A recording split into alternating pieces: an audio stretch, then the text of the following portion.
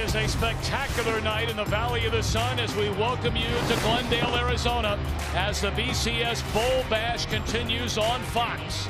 In this sensational first-year venue, Boise State tonight steps onto the national stage, playing the role of David, trying to take down Goliath. Boise State for the win. They hand it off to Johnson. Boise State has won the Tostitos Fiesta Bowl. Can you believe it? Live from Chatterbox Sports Studios, it's Off the Bench with Thom Brennaman. Well, good morning, and welcome to Off the Bench, presented by United Dairy Farmers. Now look, this is a huge weekend, right? We kicked off the NFL season last night. We'll talk more about that a little bit later on. But I got to tell you, everybody and his brother, we had Reuben Brown on the program yesterday, and he said, I'm a show-me kind of guy, talking about his Buffalo Bills, right? I'm a show-me kind of guy. Well, they showed it last night. 4 touchdowns by Josh Allen, and we'll get to all of this in a minute. Now, again, a reminder, we come your way every morning from 10 a.m. Eastern until noon. You can go to YouTube, search Chatterbox Sports. We invite you to please subscribe to the show. It's free. We thank you for that. You can follow us on Twitter, Facebook, and Instagram now. We're off and running. At Thom Brennaman TV. All of those at Thom Brennaman TV. Please share anything you might like, anything maybe you don't like. We invite your comments. This is a startup show. We got a long way to go, and believe me, if you saw the producers of this show, we really have a long way to go. I don't mean to badmouth you guys, but you know what? Before we get to James Rapine to talk about the Bengals, I've been beating up on you guys for the first week of the show, Casey McAllister and Brandon Seho, about the backdrop that you have behind you. It was a concrete wall. And apparently, Brandon, Casey, you guys have upped your game a little bit over there. Gentlemen, good morning. How are we doing today? Doing good, sir. How about you? Doing great. Look, we got 2 Cincinnati legends behind me. Steve Logan brought this jersey in from the Jordan era. Great player. You used to call those games when UC was number 1 with Kenny Martin. That guy was a great player. I'm going to ask you sometime, though. I made the comment the other day about of any player I've ever seen that got bad advice from his agent and listened to his agent more than any other player I've ever seen, it was Steve Logan. Second-round pick. If I remember right, Golden State. He holds out for more money. And, Golden State pretty much said, hey, take care of yourself. All the best. Because that guy could have played in the NBA for a long time. Not saying he would have been a star, but could have played a long time. All right, you got your Steve Logan jersey on and the Hall of Famer, number 5. Johnny Bench, the legend himself, who we got to have on sometime. He's a great talk. We're going to have him on. He was my very first broadcast partner in the booth, the Channel 5 days, going back to 1988. So Johnny's he's a best. Good guy. Really good guy, and obviously his playing career speaks for itself. But look, today's show is all about football. College season started a couple of weeks ago in earnest last weekend. Last night, the NFL season kicks off. And our main man, our Bengals insider from Sports Illustrated. I'm new to Twitter, James Rapine. You are a Twitter machine. Every time now that I'm flipping through there because I'm following you, and what's your, for everybody out there, where do you find James Rapine on Twitter or anywhere else? I can't hear James. Can anybody else hear James? I cannot hear him either. He was just talking a second ago. Yeah, he was talking there a second ago. We're having an issue. James, talk for a minute here and see if we can get this straightened out. Nope, don't hear him. You're not on mute, are you, James? We can get back to him here in a second. We'll double-check this and see what's going on. That's the beauty of technology. I mean, you got to be able to roll with the punches. And, I mean, that stuff happens no matter what level you are.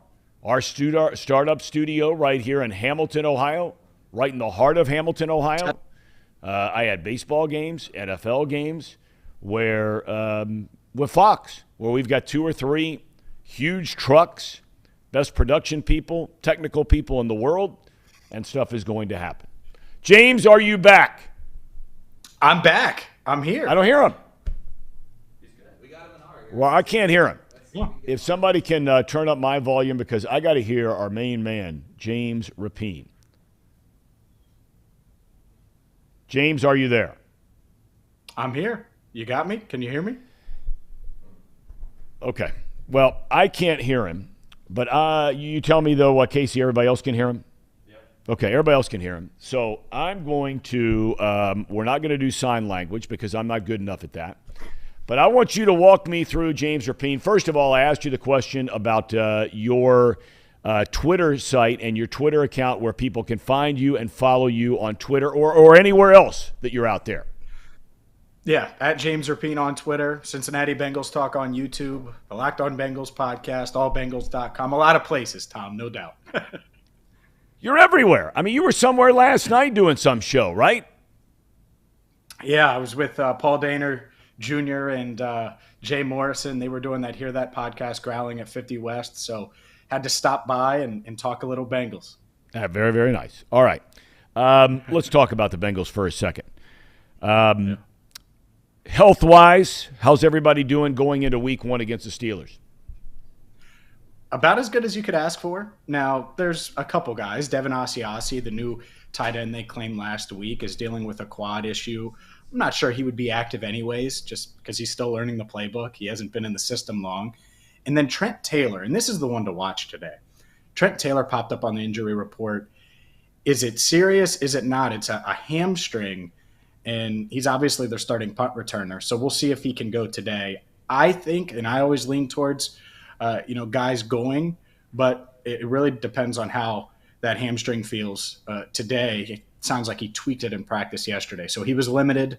We'll see if he can go today. But that's really the only injury to watch. Drew Sample will be back and has practiced for the past couple of weeks, even though he had a slight MCL strain about a month ago or so in practice. So overall, Bengals pretty healthy going into Sunday. All right, let me ask you about the tight end position for a second. You mentioned Sample; he was a guy they drafted, high round draft pick, and obviously, they brought in Hayden Hurst, who was a first round draft pick, if I remember right, from the Baltimore Ravens a number of years ago. He lost his job there. What kind of season should Bengal fans expect out of Hayden Hurst? They have all these other weapons, so he's about the 8th guy you talk about when you get to the offense. But do you see them using him a great deal because they've had success at the tight end position since Zach Taylor got here? I do. I think he gives them a new dynamic on offense that defenses are going to have to account for. And they may not account for it right away, but when you're double teaming Jamar Chase, which I expect the Steelers to do on Sunday, and you're trying to slow down T. Higgins or Joe Mixon or even Tyler Boyd, well, having a tight end like Hayden Hurst, who's a great route runner, strong with the ball in his hands, explosive. I think he's going to get plenty of yards after the catch. It can be a nightmare for opposing defenses, and I think they're going to have a lot of good matchups with Hurst, a lot of single coverage. Sometimes he'll be having to beat a linebacker, which I'll take him against any linebacker with the way he runs routes. And Joe Burrow likes throwing to the tight end. His first touchdown pass in the NFL went to C.J. Uzomah. Uzomah had two touchdown games last year, including that one against Jacksonville, which was obviously a comeback victory on Thursday Night Football. So, yeah, I think that Hayden Hurst is going to be a big part of this offense. I'm not thinking, he's going to take the place of Boyd or anything like that, but I do think he gives the Bengals offense another dynamic that they haven't had. As far as Burrow is concerned, he had the appendectomy, missed the entire preseason. I don't know how much he would have played anyway in the preseason games because no one else played. We've talked about that topic. But he did lose a little bit of weight. You brought that up, James, the last time you were here last week. Do you think he's 100% healthy going into the season? I do. I think he's 100% healthy, and I think he's feeling good considering the circumstances. Do I think he's where he was, say, July 20th before he had appendicitis and had to go through this? I don't know about that because basically post-surgery, everything he's done was to try to get as close as he could to that point. But that includes obviously recovering for 2.5 weeks and then a bunch of protein shakes. He said he was eating everything in sight, 4 protein shakes a day. He was lifting probably heavier, I would say, and changed his workout routine a little bit to put on that weight. Good weight, of course, he's trying to put on. So I don't know if he's feeling as good as he was maybe pre-surgery, but I think he's pretty close. And from a overall health standpoint, I don't think he's at 97%. I think he's at 100%, but he might not be feeling as good as he was feeling before the surgery. What about Jesse Bates? If that makes we sense. know, yeah, it makes sense. It makes perfect sense. Jesse Bates has been a good player here. Sometimes he's been a great player here. He held out, came in when he knew he was going to be making the big bucks. I think somewhere upwards of $13 million, $14 million. You mentioned last week he is going to be the starter this weekend. How does he look coming into this season? Really good. I think he's going to play the full allotment of snaps and be out there. I mean, there were games last year he played every single defensive snap. And so I would expect maybe a little less just because they do have Dax Hill and you can give Bates a little bit more of a break there. 90% of the snaps, 95% of the defensive snaps. I think he's going to be on the field a lot, and he should want to be. I mean, it's such a crucial year for him in his career. If he goes out there and he plays like an all-pro, and makes the Pro Bowl and has 6 interceptions and has a career year, well, he's going to make himself a lot of money. And this could be his one opportunity to do that and put himself in a position to really cash in. So there's pressure on him to do that. The Bengals are okay with that because they want the best Jesse Bates they can get. And I think he's in shape. He showed up in shape. And he came in at the right time. A couple of weeks ago, was able to get reacclimated with his new teammates, get comfortable. And so now I think he'll be ready to go on Sunday. Do you think James have enough pass rushing ability? I know Hendrickson had the great year last year, got hurt near the end, got slowed down a little bit. I'm sure that made a big difference in his game as they went into the playoffs and that kind of thing. But outside of him, and Hubbard's been very good at times, but do you think they have enough pass rush to really create problems? The third rounder, Zachary Carter on the inside, could play, and Phil, he has an edge to it. I don't think he's going to be Larry Ogunjobi for him, even though. So I'm looking at Joseph Osai. All right, I'll keep you a couple more minutes because I know you're racing. We all remember the preseason game against the Stadium, and he sacks Tom Brady has a great debut. They practice in the stadium, and then we don't see him again. Right? If I remember correctly, I think the telling sign for Joseph Osai was move into the Bengals stadium, really limiting his snaps. Yeah, because it's just a light one. I think they saw a lot from him in practice. He said, "Yeah, we'll get his feet wet a little bit because he just hasn't played NFL football." We had Reuben Brown on the program. We're not going to risk it, much like great player, Buffalo, 9-time Pro Bowler. And he was talking about Aaron Donald and Osai is the guy really that like they're to see banking on. teams Not only being a disruptor, run the ball. on He the wanted edge, to see but being Buffalo good run against the the ball run. a little bit So more. that's the guy to really that I would attack keep an eye guys on. like And I Aaron think he's Donald. capable of The doing it. Steelers Yeah, have really very similar. good defenders. Training camp was Lots mixing up it up. there. getting- Hayward might getting be the into it second with his best teammates. defensive interior lineman in the league behind Donald. Has had a great career out of Ohio State. Do you think with 4 new starters on the offensive line, James, that we might see the Bengals run the ball more this year? Certainly. I think so, especially you look at that right side. La'el Collins and Alex Kappa, they get push in the run game, and that's just what they've done throughout their career, and they've done it for a long time. And so, yeah, I absolutely think that we could see – I don't know about more. I don't know if more is the right answer because this offense is going to be built around Joe Burrow and him pushing the ball downfield and explosive plays. But I expect the run game to be more efficient and certainly more effective. Joe Mixon struggled at the end of last year. He averaged under 3.5 a carry. I think it was around 3.3 yards a carry in December, and it's not like they really got going in the postseason. That's where it has to change. They have to be better in short yardage situations. Get Mixon free where he's not making a cut the moment he takes the ball from Burrow on the exchange. And so if he's not getting touched until he's past the line of scrimmage, he's hard to tackle when he gets going downhill. So I think that's what I'm looking for. I don't know if they'll run it much more numbers-wise, but I expect it to be more effective when they do. And instead of averaging 4.1 a carry, maybe it's 4.7 a carry, and it's up towards the top of the NFL in yards per attempt, which would be great for an offense that is plenty explosive and should see a lot of two safety looks trying to take those big plays away from Chase and Higgins. So on Sunday, I wouldn't be shocked at all if it's a Joe Mixon game, especially early on. Well, and Mixon has had great history against the Steelers, especially last year. He ran the ball very effectively against that team. But that's last year. This is this year. Last thing I want to ask you. I love the human side of stories because I think we look at some of these guys, we put them up on a pedestal. We think they are gladiators and warriors and robots and all this kind of thing. I thought one of the coolest stories I'd heard in a long time was a story of Mike Thomas when he found out that he was going to be a team captain for this team, the special teams captain, and how he was brought to tears over this. I remember meeting this young man when he was bouncing around the league, has always been a good special teams player. Bengals brought him in, did a really nice job. They had him in training camp. They let him go. They bring him back over, just some technical money sort of stuff, that kind of thing, maneuvering kind of thing. But share that story a little bit about Mike Thomas yesterday and finding that out. That was a really cool moment.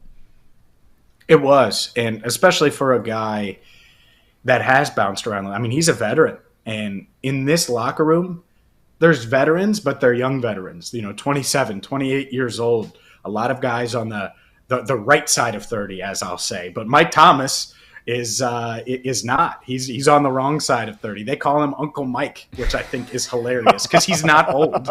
He's old by Bengals locker room standards, and that's how I know I'm getting old, when I'm the oldest guy in the locker room when you count the roster and look at those guys, or one of them certainly. So no, it was really good to see. And so he was one. And the other one I want to mention, DJ Reader as well, was named captain for the first time.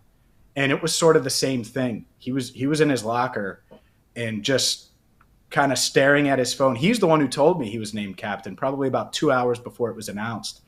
And so it means a lot to these guys. And I think when you think about potential letdowns and all of those things, this team is just so focused and task-oriented, all of those things, and they have the right leaders in place, whether it's young guys like Joe Burrow or old Uncle Mike like Michael Thomas, who's bounced around the league but has found a home here in Cincinnati. Yeah, and I think Von Bell's a hell of a player. I mean, I don't know if he's going to be here beyond this coming year, but I mean, that guy's a player, man. And he brings it every single game, and he is one of the defensive captains as well. So that's really, really good to see. James, I know you got to run. Can't thank you enough for your time today. Look forward to catching up with you next week. You got any kind of field prediction before you go on the game? I think it's going to be sort of ugly early, a defensive-based game. Von Bell probably going to have a big game. By the way, I love Von Bell too, mostly because he wakes up at like 4 a.m. to work out. Which God, I wish I could do that. One day maybe I'll get to that level. But no, I think this defense shows up, plays at a really high level, and the offense starts slow, finishes fast, and the Bengals win 24-20. Okay. Wow, 24-20. You don't expect them to cover the spread. I don't. Okay, James. All right. I may have to alter my picks after talking to you. We have those coming up later on. Hey, have a great weekend. Enjoy the season opener. Your stuff is awesome, and I know everybody and his brother is following it. If you want to know what's going on with the Cincinnati Bengals, James Rapien is your guy. James, thanks for your time. Of course. Thanks for having me. James Rapien from Sports Illustrated. You can follow him on Twitter, follow him everywhere. I mean, you just heard it. He's a guy that's down there in the locker room. He's breaking stories, and DJ Reader's telling him 2 hours before the Bengals even announce who their starters are, and James is all over it. And I wish I'd have stopped down to 50 West. I lived right down the road from there last night, the road from that place. My son's first job was in that place. He was out there filling the fire pits and picking up trash. That's what every 15-year-old ought to be doing out there. Right? Out there, labor, hard labor. And you know what the coolest thing about that was? I don't mean to get overly personal for a second but his first job was at 50 West, which is right there on Wooster Pike. When I was a kid, my first job, working as a dishwasher, is the building across the street that is now owned by 50 West. It used to be the Heritage Restaurant. For a lot of you old enough in this town to remember, that was after probably Why am I drawing a blank on the five-star restaurant downtown forever? What's the name of the place? Come on, was there forever. The commissars owned it. Famous five-star restaurant downtown. You guys are too young to remember this. I can't believe I'm drawing a blank. But anyway, the Heritage was one of the top 2 or 3 restaurants in his town. And so he and I basically had our first jobs at the same place. That was really cool. All right, when we come back, we're going to tell you what's going on in sports. Still to come later today, we are going to be making our picks, Casey, Brandon, and me, for teams that are going to be in the playoffs, who will play in the AFC Championship game, who will play in the NFC Championship game, and then much later in the show, we're going to be making our picks against the spread for this coming weekend. Brian Billick will join us shortly to talk about some of the big picture stories around the NFL, including Kyler Murray. Big game there for Arizona, right? Right out of the chute, hosting the Kansas City Chiefs. And we'll talk to him about Lamar Jackson. Is he going to get a long-term contract? The deadline's today. And they say they're not negotiating during the year. I don't know. When we come back, we'll tell you what's happening in the world of sports. You're watching Off the Bench, presented by United Dairy Farmers. Nobody brings me. If it not there for me. The time is now. Football season is back here in the Queen City, and Week 1, St. X versus Dakota West. DJ E-Train here with Chatterbox. It's about to go down. It's our kickoff of our official tour. Every Friday night you'll see us. Let's go.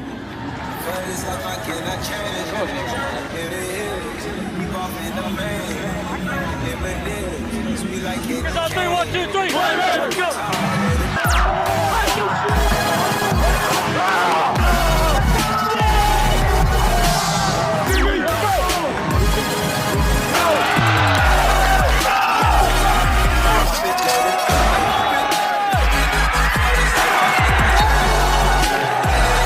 Keep fighting, man. I'm telling you, this game is going to come down to the first guy that says I've had enough. That's all it's going to take. One guy to say, you know what, I've had enough.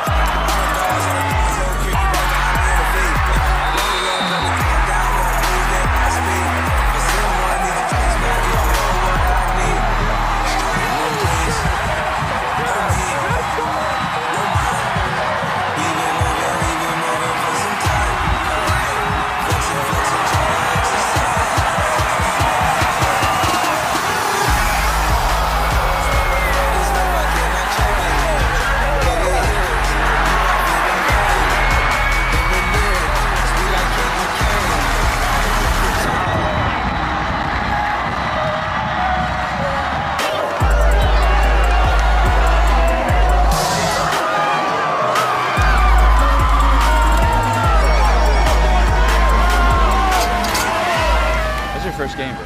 My first one. I mean, I couldn't have asked for a better first one because Dakota West struggling a lot throughout the first half and beginning of second half, and then Big time. it's a party, it's a party, it's a party. I know one thing. Ain't nobody does this better than us. Facts. Yeah, this atmosphere was insane. Show was on point. Everybody had a great time for the first one, too. Bringing people together.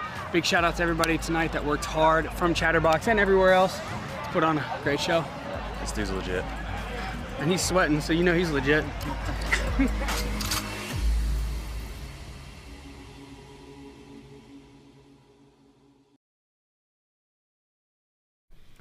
All right, welcome back to Off the Bench, presented by UDF. We got a lot happening on Chatterbox Sports, and want to talk about some of those things before we get to what's happening in the world of sports.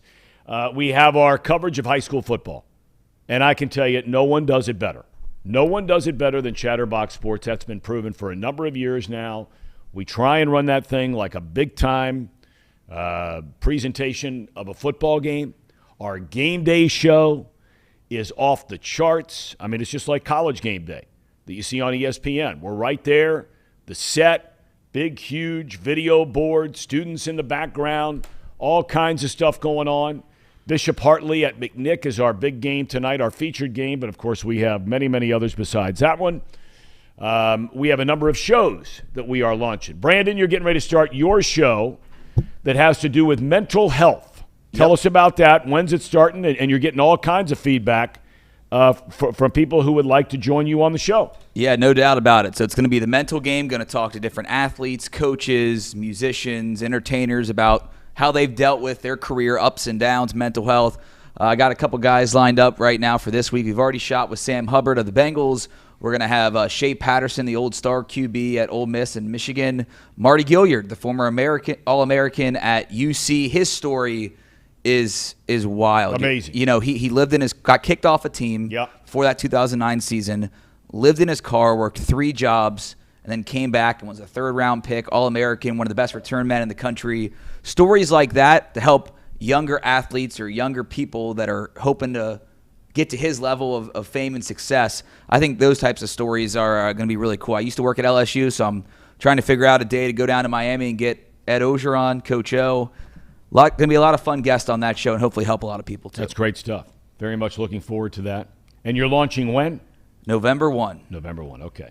Paul Fritchner is launching a gambling show, called Not Too Picky. That's a great name, Not Too Picky. He'll be joining us later in the program to talk about some of the wagers for those of you that are inclined for that kind of thing. So a lot happening. We have shows going, building up this Chatterbox Sports Network.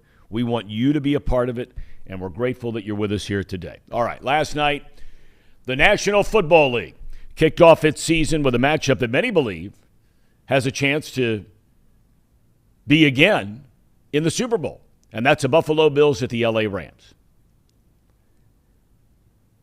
We had Reuben Brown, as I brought up earlier yesterday, and he said, you got to show me. Well, last night, the Bills showed you. They looked fantastic. That's all you can say. Josh Allen is so talented. He doesn't have the biggest name weapons in the world, certainly nowhere close to the Bengals, but he has guys that can play. Reuben Brown wondered about the offensive line. We'll see. I did not think the Rams looked good at all. You know, it's funny. Joe Burrow got sacked 7 times in that Super Bowl, and the Bengals got beat at the very end of the game. Matthew Stafford was sacked 7 times last night, and that game was a rout. I turned it off when it went 31-10, whatever it was. 4 touchdowns for Allen. Von Miller leaves the Rams, goes to the Bills, and he's all over the place, as he normally is. So, week 1, you have to say, with all the hype, the Bills lived up to it. All right, the hometown Bengals start their season Sunday, 1 p. at what is now called Paycor Stadium. And it's a division game right out of the gate against the Pittsburgh Steelers. It is the first time, think about this for a minute, ask yourself a question. Where were you in 2010? 2010. That was the last time the Steelers, right? All of a sudden, this is the first time now as we sit in 2022. 2010 was the last time the Steelers played a Week 1 game in the NFL where the quarterback was not named Ben Roethlisberger. That is unbelievable. Mike Tomlin in his 16th year. We know Mitchell Trubisky is going to get the start at quarterback, former number 1 pick of the Chicago Bears in his first year with the Steelers. You heard from James Rapine, Joe Burrow, all systems go after the appendectomy, which forced him to miss the entire preseason. The Bengals are a 6.5-point favorite. We will talk about those picks later on. What do you think? 6.5, home. James Rapine just said he doesn't think the Bengals cover. Okay? And James is an informed cat. Doesn't mean he's right, but an informed guy. All right, elsewhere in the AFC North, Baltimore. Many believe the Ravens are the best team. They're at the Jets. In 2021, the Ravens were arguably the most injured team in the NFL. including their MVP star quarterback Lamar Jackson. They had that big run early in the year, looked great, even though the Bengals wiped them out twice over the course of the year. J.K. Dobbins went down. The entire backfield went down. But everybody looks to be back this year. So, one interesting note in that game, the last big-time Ravens quarterback, Joe Flacco, remember him? Won him a Super Bowl there in Baltimore, right? Under Coach John Harbaugh. He is starting for the Jets in this game. Kickoff at 1 o'clock in the Meadowlands. Ravens are a 7-point favorite. We'll pick that game later. And last but not least, the Cleveland Browns.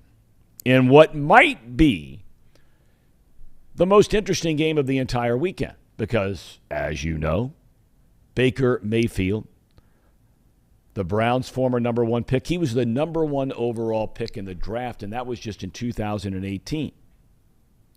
They tell him to hit the road. He led them, of course, to the playoffs, their first win in the playoffs in forever. He became expendable when Cleveland signed Deshaun Watson.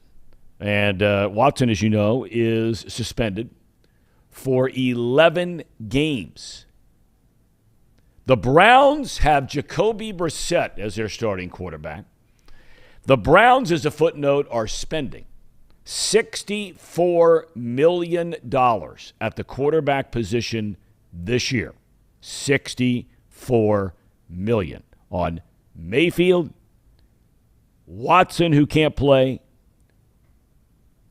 and Jacoby Brissett. Other top games include the Packers and the Vikings. Good matchup. Many believe that the Vikings are a better team. Kirk Cousins has got to prove to me he can win a big game. And this is a big game, season opener, divisional game. Buccaneers at Cowboys, great matchup. Tom Brady going to Dallas and Dak Prescott. And we mentioned the Chiefs and the Cardinals. All right, college football. The UC Bearcats, sold-out crowd tomorrow at Nippert, their home opener against Kennesaw State. We told you yesterday the Owls won the Big South Conference last year. They went 11-2, advanced to the playoffs for the fourth straight year, and should be a rout, I would think. Ohio State, speaking of routes, plays at noon in the Shoe against Arkansas State. The Ohio University is at Penn State for the Nittany Lions home opener. Big-time game there for the Bobcats. Miami will host Robert Morris. Among the biggest games over the weekend, I think this has a chance to be a great game. Number 20, Kentucky, will go to number 12, Florida. Florida did not start the year in the top 25. But then they beat Utah at home and go all the way to number 12. Big game in the Swamp. Another interesting game, number 24, Tennessee. College football is better when the Volunteers have good teams, and they haven't forever. I mean forever. And for those of you old enough to remember, there was a time where they were right there in the title hunt every year. They're going to number 17, Pitt. And then there's number 1, Alabama, going to Texas to take on the Texas Longhorns. Quinn Ewers, the Ohio State transfer, a couple of touchdown passes in week 1 in a blowout game. This is a big test for him and Steve Sarkisian and the Longhorns. By the way, if you missed it, Clemson head coach Dabo Swinney yesterday signs a 10-year, $115 million contract. The only college football coach making more than him is naturally Nick Saban. That's the way it should be. And lastly, Major League Baseball's competition committee is set to vote today, later today, on rule changes that would begin next year. Those changes include a pitch clock, which they've been using in the minor leagues for a number of years, bigger bases, so larger bases, right, to start perhaps creating the running game a little bit more. You get to the bag faster, right, if it's a bigger base. The elimination of defensive shifts. That's a huge one. And basically the idea is you can't have more than 2 infielders on one side of the diamond. So you can't see that thing where 3 are pulled over for a right-handed batter. You also can't have any of your infielders playing in the outfield grass.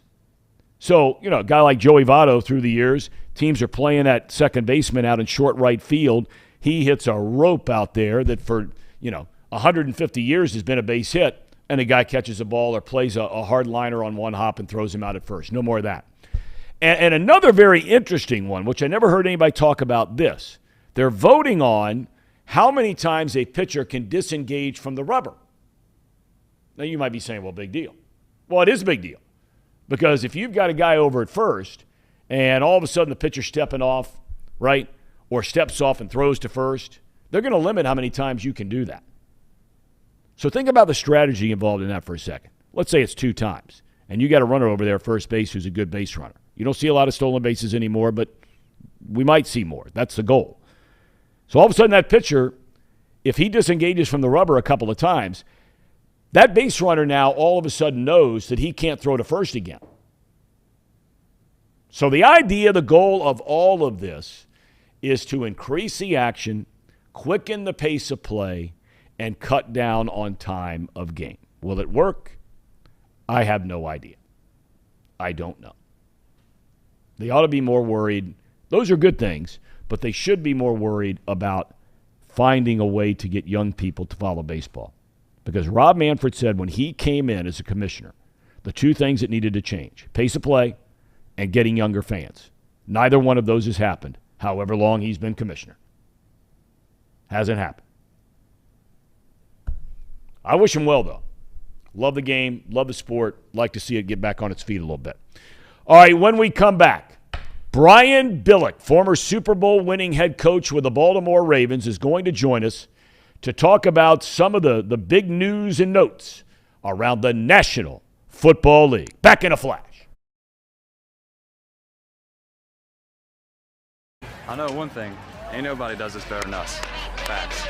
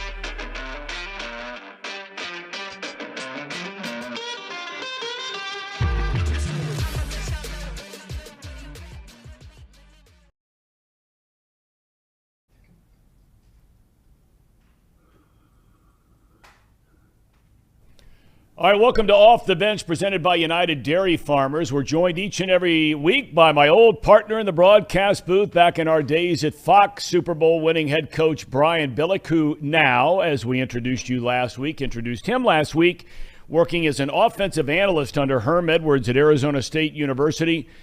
40-3, the Sun Devils in the opening game. Coach, took you a little while to get it rolling, but once you got it rolling, you had it rolling.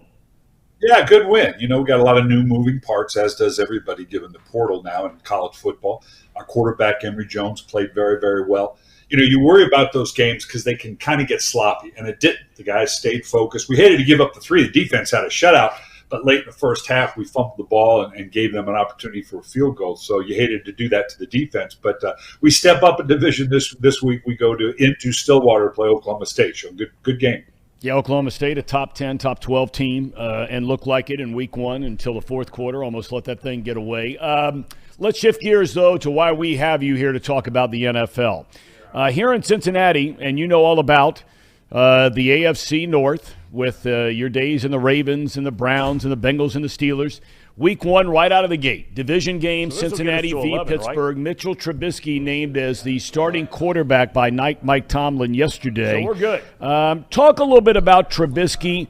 He was a starter in Chicago, number 2 overall pick. Had a decent second year. Things have not gone as well since then, but now back in the starting role. This a good move by Tomlin, you think, Trubisky over Kenny Pickett? Well, Pickett, they're number 1 overall pick, obviously, and I'm a believer. We've talked about this many times, Tom, that you play those guys early. I mean, he's going to be your quarterback. You don't take a pick number 1 and then him not be the guy. You can understand sometimes the mentality as well. We'll let Trubisky go, and the question is, when does that change happen? Does it happen after a couple bad games? What happens if Trubisky now steps up to form and they're playing pretty good and you keep holding that off? Every snap that Pickett gets in 2022, the Pittsburgh Steelers will be better in 2023. So that change is going to happen. Trubisky is a good, solid player. We've seen what that can be about. He can run around, make some plays. He can make some big plays. He can throw the ball to the other guys a great deal. So this is going to be interesting in Pittsburgh. Mike Tomlin, defensive guy, likes to keep the margins tight, play good defense. If Trubisky starts to turn the ball over a little bit, I think you could see that quick pull and go with Pickett. As far as week 1, you always hear so much in every walk of life, but especially athletics, about, flipping on that switch. You can't just flip on that switch. But as a head coach, when you used to walk your teams for a decade as a head coach in the NFL through training camp and 2-a-days and preseason games, and now we're down to 3 of those instead of 4.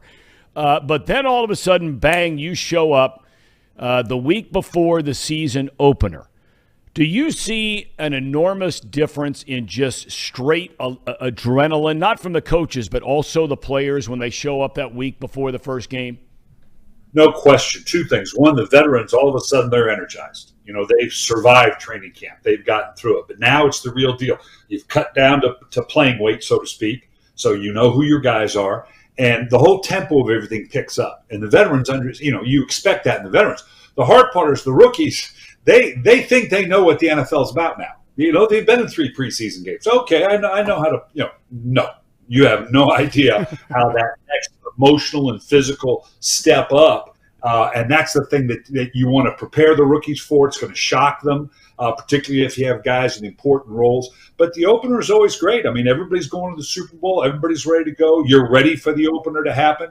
It's an exciting time, but it's an anxious time for a coach because it's always about, I got to get that first win. You got to get off to a good start because come Monday or I guess Tuesday of next week, half the league is going to be in panic mode. Half the league is, oh my God, and that's just one game. Yeah, I get that. But the whole mentality in the building, when are we going to get that win? And the other half is ready to make their Super Bowl arrangements. And then the following Tuesday, you got probably another quarter of the league that all of a sudden the world is over. So it's handling those emotional up and downs of these teams. Now, after you were inducted into the Ring of Honor there with the Baltimore Ravens franchise, you made your home many years after you stopped coaching that team in the greater Baltimore, D.C. area there. So I'm sure you're still very much in tune what's going on with the Ravens. A lot of people feel like they are the best team in the AFC North going into this season. Lamar Jackson's coming back from injury. There was a lot of talk they were going to get his contract done. And this big whopping deal that would put him in that same price range as Deshaun Watson in Cleveland. What are your thoughts about having a player of that magnitude? He's already been a league MVP, might win another one. It might be this year. But the fact that he still doesn't have that contract done, as a head coach, even though you're not negotiating the contract necessarily with his agent. Are there things you have to do or don't do with a player in his position now the season is getting ready to start? Well, some players can handle that. Some can't. The position by nature is one. No, you don't want this going on because now you're just waiting for the shoe drop. There's no question in their commitment to Lamar Jackson. The question is, what is that number going to be? And you just saw Russell Wilson, the mega contract and the guaranteed. It's really all about the guaranteed money. And more we're seeing the quarterbacks getting larger and larger chunks, if not like in the NBA, the entire contract guaranteed. So my guess, and I have no way of knowing, my guess is it's about, okay, how big is the guaranteed money going to be? And you can see from Lamar's standpoint, and it's unique negotiation because his mother is his agent, so that adds a dimension to it. But you could see part of the mentality being, okay, they can franchise me next year. I'll take that franchise tag. What is that, 25, 27 million? Not too bad. And then I'll go to the free agent market and see what that mega contract could be. So, Joe Flacco did that. And ended up on the year they went to the Super Bowl and ended up getting a huge contract for himself. Never really played up to it after that, but he kind of bet on himself that way. And so that could be the case right now. The Ravens want to get it done. But to do it now, if it's not done at the beginning of the season, they, I think, see and recognize this is probably not something we want. We would just want to nip at the bud and say, okay, no, we're not going to talk about it until the offseason. And if all of a sudden it get done in November, great. No harm, no foul. Hey, we were wrong. We were able to come together. But to set the mentality of, okay, quit asking us because we're not even going to negotiate till the end of the year. You can see them doing that. One guy who did get a big money contract is Kyler Murray.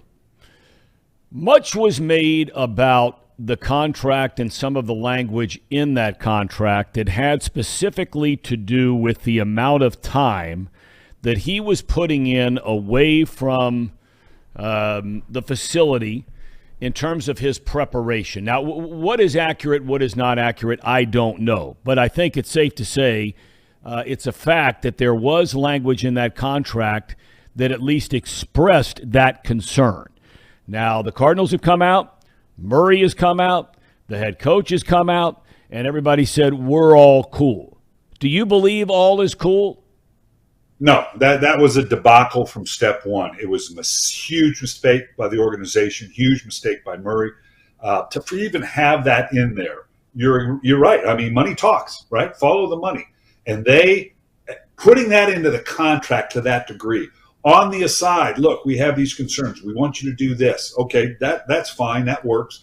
But to have the concern to the degree that you actually put it in the contract, there's no walking that back. That's a big, red, flashing neon sign that says, we're concerned about your leadership ability and your commitment to what you're doing. And you can walk it back all now, and I'm doing what I'm doing, and this is just what I do. That's all well and good.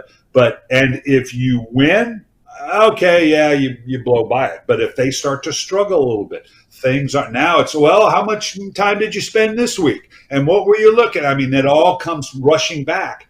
I just thought it was an embarrassment for the organization. It was an embarrassment for the quarterback. In Green Bay, everyone knows the greatness, future Hall of Famer, not even any debate about it, Aaron Rodgers. But the best receiver in the game walks out the door in Davante Adams.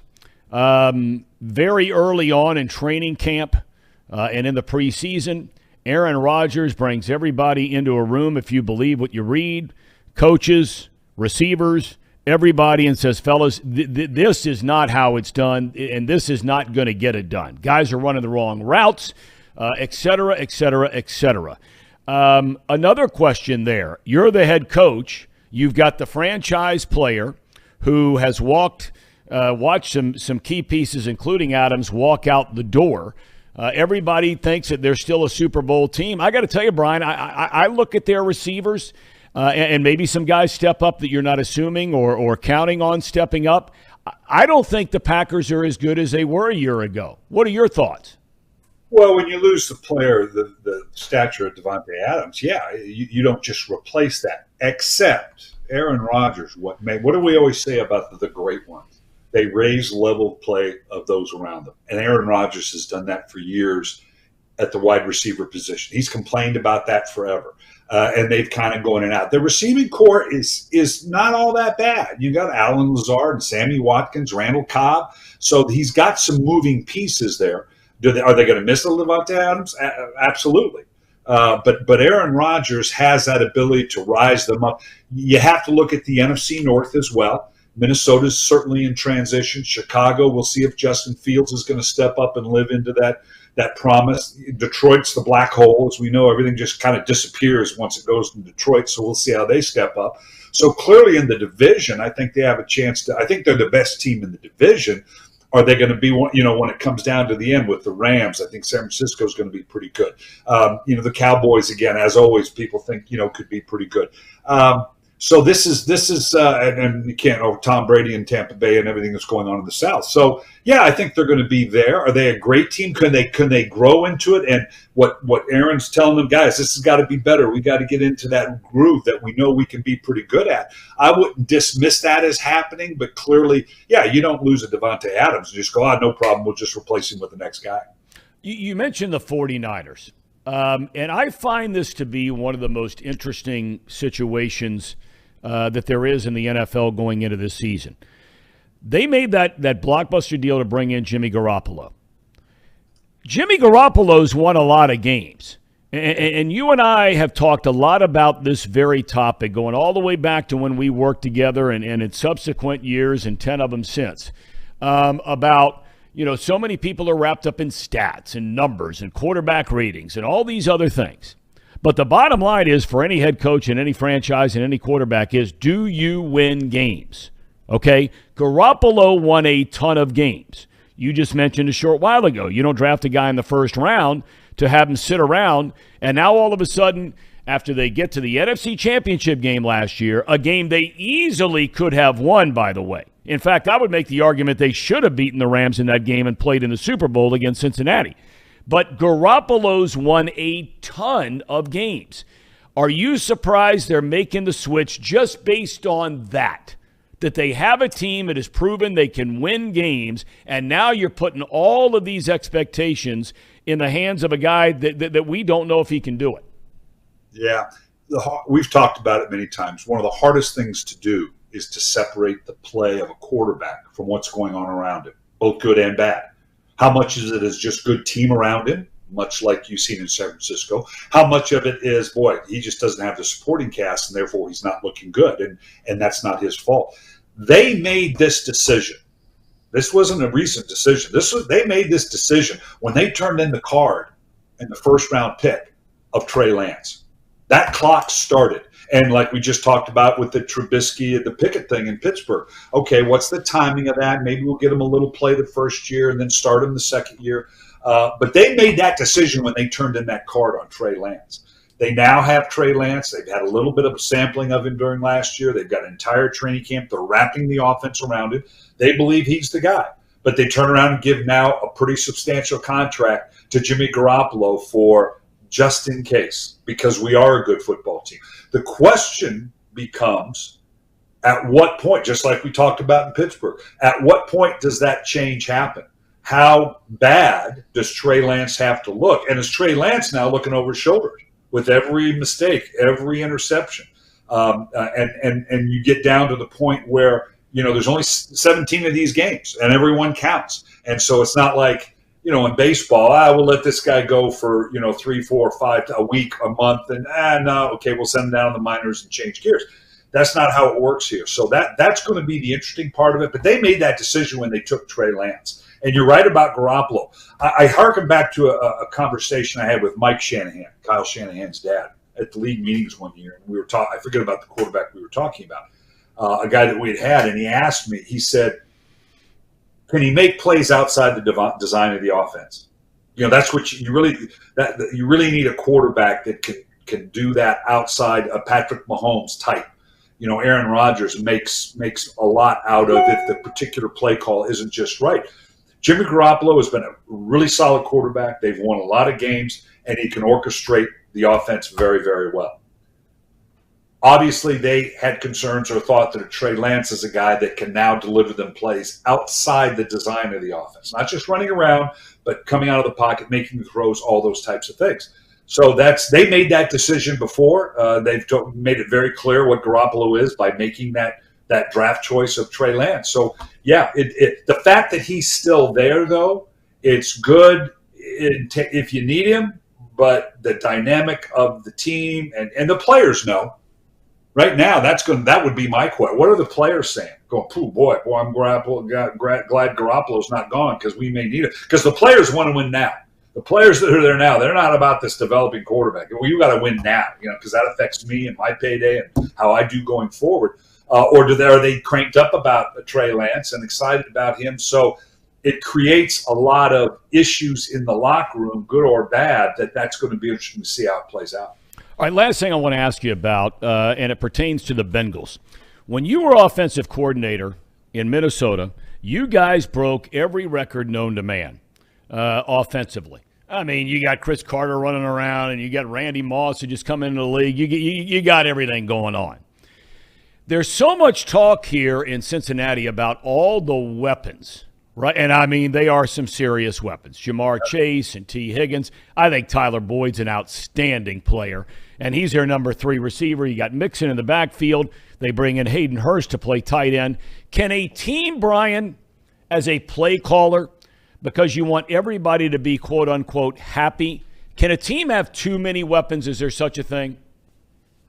No, but it does take some orchestration. You have to have the right guys. You're right. It's interesting to me how Cincinnati is kind of under the radar. I mean, this is a team went to the Super Bowl last year. They're going to protect now a healthy Joe Burrow in a division that with Pittsburgh in flux, Cleveland in flux, Baltimore I think is going to be pretty good, but they're in flux there as well. Defensively, of all places, they've got a really good, solid tight end core, but their receiving core, we talk about lack of real substantial guys on the outside. Now they got Lamar Jackson.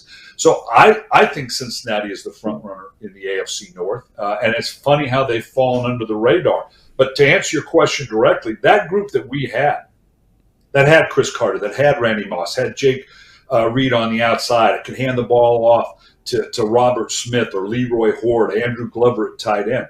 That was a selfless group. They understood, hey, and as this week goes on, if I do really good one week, well, then someone else is going to do better, well the next week because they're going to take me away. And they were fine with that. And they recognized that the success of one led to their success, even though it may affect their specific numbers. And that's why that group was so good. They were all in. They were all about the team. And Cincinnati and Joe Burrow obviously is going to be key in holding that together, that Chase and Higgins and Boyd and Hurst, who was, a first-round pick out of Baltimore. I think he's an excellent tight end. Got put into the shadow of Mark Andrews, who was a later pick for them, ended up being, a superstar. So they ended up, him moving on. He's a good football player. So they do have a lot of talent. But they got to take the lead of Joe Burrow, who's now established enough. If he were a young rookie, I'd be worried. But Burrow's got enough stature, enough pelts on the wall to go, calm down, guys. I don't want to hear it. I'm going to get the ball to whoever's open. Y'all get open. We'll turn around and hand it off to Joe Mixon, and you just do the job. You just be there when I need you. They'll orchestrate that okay. All right. Brian, always appreciate your time, and good luck this weekend against Oklahoma State, and we'll catch up after week one. It's going to be exciting. Time to get it rolling. We'll do it, man. All right, buddy. Brian Billick, kind enough to join us. We thank him for his time, as always. But that guy's still so dialed into what's going on, man. I mean, I can't tell you how many times I just and it's hard for me to shut up, but I mean, how many times all the years I was working with him, and you'd sit in that meeting room the night before a game and start talking about different things and different players and different situations, and he had just written a book. It remind me, some of you who are watching on YouTube sometime, to ask him sometime down the road about Achilles Smith. Because when Achilles Smith was coming out of college, Brian Billick will tell you he thought Achilles Smith was going to be a really good pro. Now, we know what happened. And it's not to take a shot at Achilles Smith in any form or fashion. But it's really interesting, his thoughts when he was back running the Ravens and head coach of the Ravens about Smith and what he was capable of doing coming out of college going into the NFL. All right, still more to come off the bench presented by UDF. Back in a moment. Nobody pressing me. Hit me now, that's me. The time is now. Football season is back here in the Queen City, and Week 1, St. X versus Lakota West. DJ Train here with Chatterbox. It's about to go down. It's our kickoff of our official tour. Every Friday night you'll see us. Let's go.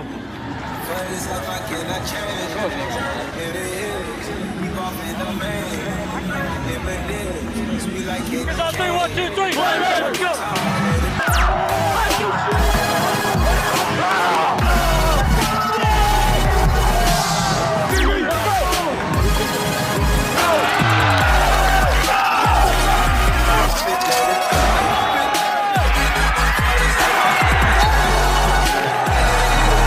Man, I'm telling you, this game is going to come down to the first guy that says I've had enough. That's all it's going to say. One guy that says, you know what, I've had enough.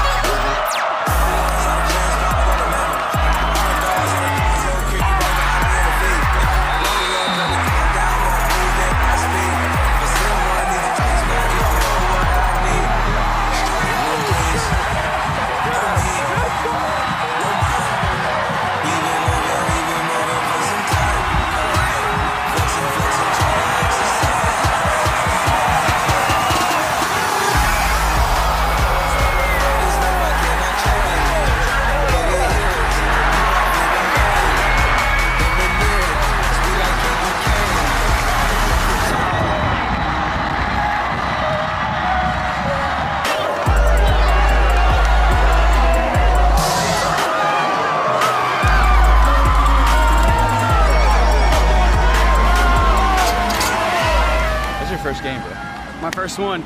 I mean, I couldn't have asked for a better first one because Dakota West struggling a lot throughout the first half and beginning of second half, and then big time. It's a party. It's a party. It's a party. I know one thing: ain't nobody does this better than us. Facts. Yeah, this atmosphere was insane. Show was on point. Everybody had a great time for the first one too, bringing people together. Big shout out to everybody tonight that worked hard from Chatterbox and everywhere else to put on a great show. This dude's legit. And he's sweating, so you know he's legit.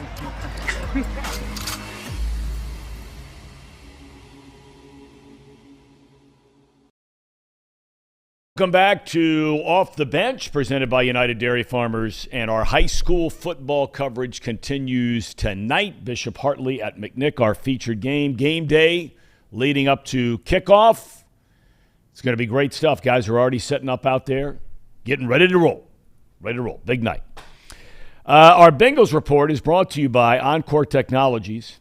Encore Technologies provides IT solutions for a data-centered world with a suite of services from mobile computing to desktop to data center, supporting both centralized and work-from-home computing models to improve efficiency and productivity. We invite you to log on and visit encore.tech. The path to innovation begins here. John Burns, Larry Shakely, the whole crew over there at Encore, we thank them for being a part of our program each and every day. The offensive line for the Bengals. I saw a stat not too long ago that Joe Burrow, who, as you know, led the league last year in completion percentage. Think about this for 1 second.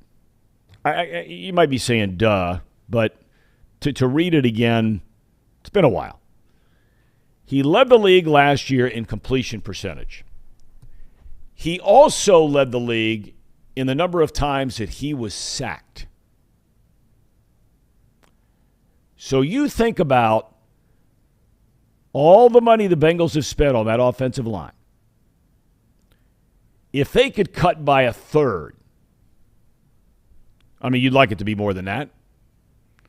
But if they could cut that number by a third on the number of sacks allowed to Burrow, Can you imagine what he's capable of doing with those players around him? If he gets an extra second or two to throw the football with Chase and Higgins and Boyd and Hurst and all these guys running around all over the field, it is mind-boggling how good Burrow and this Bengals offense can be. Just those two numbers alone. Amazing. Joe Burrow was asked about this brand new offensive line. They'll be in front of him on Sunday against the Steelers. Here's Joe Burrow. One of the best fronts in the league. Good test for us week 1. What do you know about your line now, Joe, that you didn't know 4 or 6 weeks ago?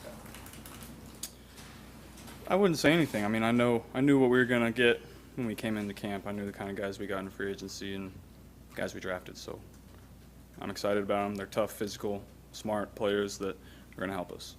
Why do you think Ted Karras is such an ideal captain? He's a vocal leader, brings you energy every day. You know what you're going to get out of him every single day in practice. And I know what I'm going to get on Sundays. Going to be really, really interesting to see this offensive line together. Collins has dealt with some, nicked up stuff. Did not look good against the Rams, but they feel like he's ready to go. And this is going to be fun to watch. All right. We've been telling you all week that today is the day we're going to make our picks. Casey McAllister, Brandon Seho, and me for our playoff picks in the National Football League. Fellas, are you ready to roll? Let's do this. Let's do it. Okay. A lot of excitement. Hey, by the way, the wall. We got Burrow added now. I tell you guys, I've kicked you in front of the bus a little bit. There's a very strong chance that might happen regularly, might happen in 10 minutes from now. But I have to say, with the ability to not only produce the program, but while we were in that segment with Brian Billick, you guys were able to hang the Joe Burrow jersey, adding to the Steve Logan and Johnny Bench jerseys. You brought that Burrow jersey in, right, Casey? Yeah, I brought that So in. does that mean, would you have normally worn that on Sunday? No, actually I have a Jamar Chase jersey now. And you'll wear that? Yeah. To the tailgate? Yes. The big tailgate. We'll where talk where about you're playing beer pong with me on I'm not Sunday. sure about that one. All right. I'm Well, quite sure I won't be, but that's okay. You're going to let down Zim Hude. I would never do that to my man Zim Hude. Okay, here we go. Let's start in the AFC North, where my choice to win it, repeat winners, the Cincinnati Bengals. Casey, Brandon? Who do you think we're going to pick? Okay. Is this going to turn into a Homer show? Well, you with those. OU, It's the last thing automatic. in the world I want this to be is a Homer show. Okay, but the Bengals just went to the Super Bowl. Like Dan Hort said yesterday, they only got better. They went out and they meant business in free agency. Got 3 new offensive linemen in the first 72 hours. I don't understand. Oh, the Bills looked good last night. We already talked about this. But in the division, the Ravens are healthy. Lamar Jackson really good. The Browns, I don't understand why people think they're going to win the division. Not even That's in not the a chance. No. But I think the Bengals are the real deal again, and they only got better. Okay. I only got one name to say, and that's Joe Burrow. Okay. He's the dude. All right. Fair enough. But this show cannot and will not turn into a Homer show. It can't. Unless it's Ohio University. And yeah, that's a little bit different ballgame. Oh, the Mighty Bobcats. All right, where are we going next here? We're going to the AFC East, where after watching last night, even before last night, Buffalo, you guys the same on this one? Yeah. Yeah. Okay, that's easy across the board. I think New England's going to be better than people think. Yep. I'm a big Belichick guy. Who wouldn't be a big Belichick guy? You may not like him, but that guy, 23 years, the best of all time. I would make the argument. All right, next up, we go to the AFC West. This is a really good division, the best in the NFL. And once again, I think Kansas City's a team to beat, even though I don't think they're going to be as good as they were last year without Tyreek Hill. Gentlemen? Yeah, I'm going with Denver just because. Denver? Yeah, I'm going to kind of go with the trend. A disgruntled quarterback goes to a new team, does really well. I think it's Denver here. Now, I will say this. The AFC West could possibly host all four teams, in the playoffs. Yeah. It is possible. It's they possible. can all take the wild card spots. Yeah, it's possible because you've got the Chargers. A lot of people think they're going to be really, really good. And, of course, the Raiders were in the playoffs last year. Casey, you're going. Brandon, you're going with Kansas City as well. Yeah, even though the Bengals swept them last year, they're not in the division. So, yeah, I mean, I don't want to bet against Patrick Mahomes. I know they lost Tyreek Hill. Still have the Bearcat, Travis Kelce, and plenty of other weapons. I covered Clyde Edwards-Helaire at LSU. I just think that team's still loaded. The defense is really good, too, including Brian Cook, the kid from right here in Cincinnati that played at UC. Safety. Kansas City all the way. Okay. And that leaves the AFC South. I had a hard time with this one because I'm a huge Mike Vrabel fan. I think he's a great coach. But they lost their leading sacker from a year ago, out with a knee injury for the year. They still have a great run game. Tannehill has proven me wrong, much better than I would have ever imagined. So, but this year, Matt Ryan feels like he has a chance to win again. He's a new quarterback in Indy. I go with the Colts. Gentlemen? Yeah, I'm going with the Colts as well. Matt Ryan specifically is a head and shoulders better quarterback than Carson Wentz ever will be. And I also like a sleeper guy, Alec Pierce, the UC guy. Yes. Homer show.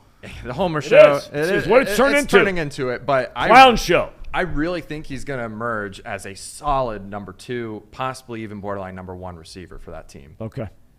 Brandon? I'm going with your boy Vrabes. I got it. I think last year they're the number 1 seed. They choked against the Bengals.